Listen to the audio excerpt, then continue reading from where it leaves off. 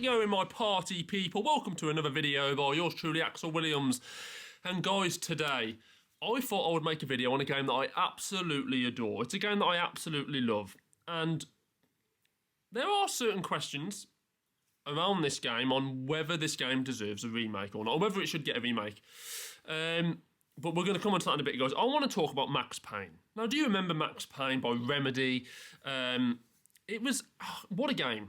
What a game it was. Max Payne, of course, you play as Max Payne, the main character. His wife and daughter are murdered at the start of the game. The flesh of fallen angels! It's all a part of some cult. And, of course, following Max Payne coming home from work at the start of the game, he finds that his wife and daughter have been murdered. And I just remember playing it back in the day as well on the PlayStation 2, and I always loved Max Payne. The gameplay is brilliant. The slow motion when you can dive and you can shoot. You know, when you press that, I think it's L2 or R1 or L1 for the PlayStation fans out there.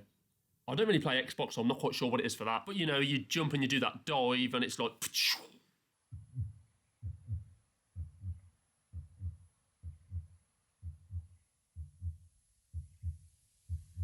I've seen conversations of a remake of Max Payne, and this is not, this video I'm making right now is not to talk about a remake to Max Payne. But there's so many things I love about Max Payne, getting back onto the whole original Max Payne thing, and like I said, the slow motion diving where you can shoot the bad guys, the sound effects for the weapons as well, I always used to love. Is Max Payne one of the forgotten games? Now, I wouldn't say it's forgotten because obviously they've made a film out of it, they've made sequels. You know, you saw Max Payne 2 and Max Payne 3 came out obviously quite a while down the line later. But I just wanted to know how many of you actually remember that original Max Payne on the PS2 and how many of you actually think it's an underrated game to a certain point. Because for me, Max Payne is one of the most badass action games I have ever played. I even probably rate the action sequences ahead of most games I've played. Even... now, in this era. You've got so many weapon choices as well, and, you know, like I said, the sound effects are brilliant. The soundtrack's really good for Max Payne as well. The overall story is always... I know it's over the top. You've got one guy going around killing everybody, killing about 300 men.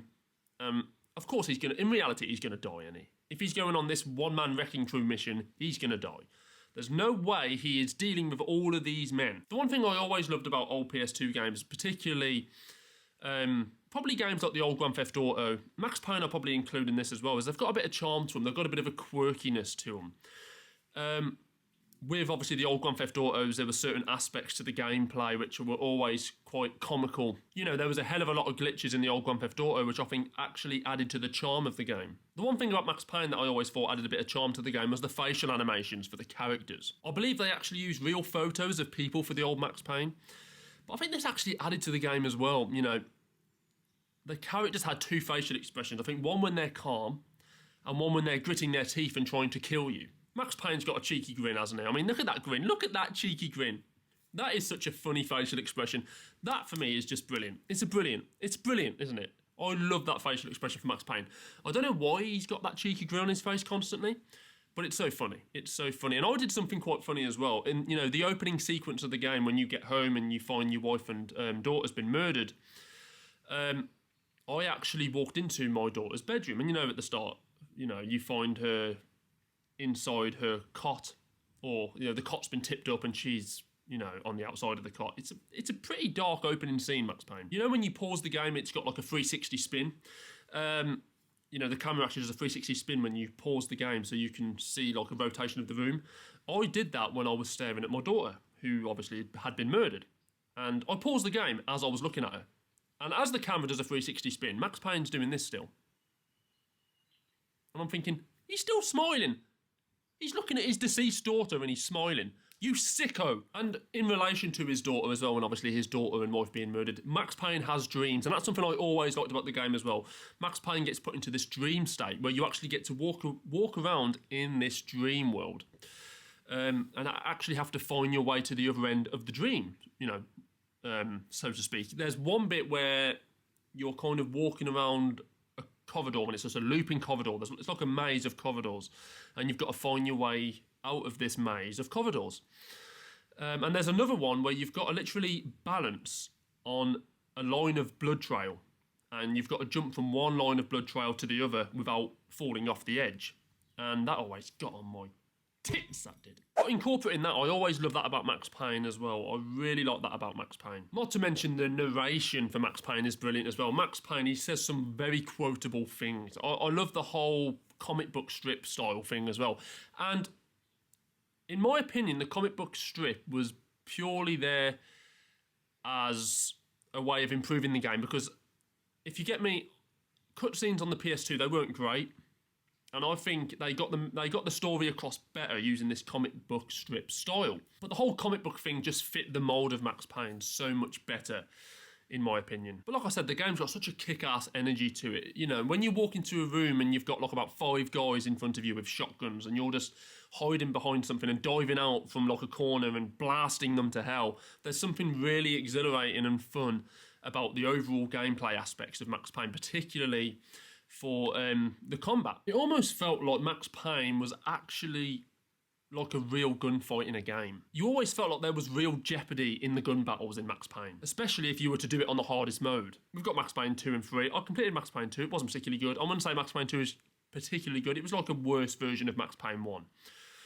The original. Max Payne 3, I actually have never played Max Payne 3. I've seen my younger brother complete Max Payne 3, but I have never actually personally held the controller and played that game. But the first one for me is just such a great game. For me, one of the most underrated games of all time as well, Max Payne. I know it's not underrated because I think people do appreciate it, and there has been a lot since Max Payne, you know, like the movie with Mark Wahlberg and Mila Kunis, which I thought was absolutely shocking, that was. I mean, who thought it was a good idea to have Mark Wahlberg as Max Payne? Bad decision. Yeah, I just get that feeling that Max Payne, the original, is just slightly underrated, if you know what I mean. You know, it's a classic. In my view, it's a classic game, and I thoroughly love Max Payne. I think it's absolutely brilliant. Like I said, from the soundtrack, the narration, the gameplay overall, the shooting mechanics. You know, the slow motion diving for me just tops everything off. It's like the icing on top of the cake. It's the cherry on top of the icing on top of the cake, actually. For me, it's just, everything about the game is just so well done. And like I said, the fact that they used real people's faces to stick over the characters in the game, for me, just adds something to it as well. Adds a different element to it. It is a bit goofy. It's a bit quirky in that respect. But for me, it just works. It just works, having real-life actors' faces over the characters. I don't know what it is. It just seems to fit Max Payne. Guys, let me know your thoughts, of course, Max Payne. If you've played Max Payne, let me know your thoughts on it. And obviously, if you haven't, if you've got a console that can play it, give it a go, because, yeah, it's a great game. It's a great game. It really is. But yes, guys, I will see you very soon for another video. Max Payne, yes, what a game. What a game. Guys, thank you so much for watching. Like and subscribe, as I've said, and I will be back with another video very, very shortly. Guys, from me, it's over and out. I'll see you soon.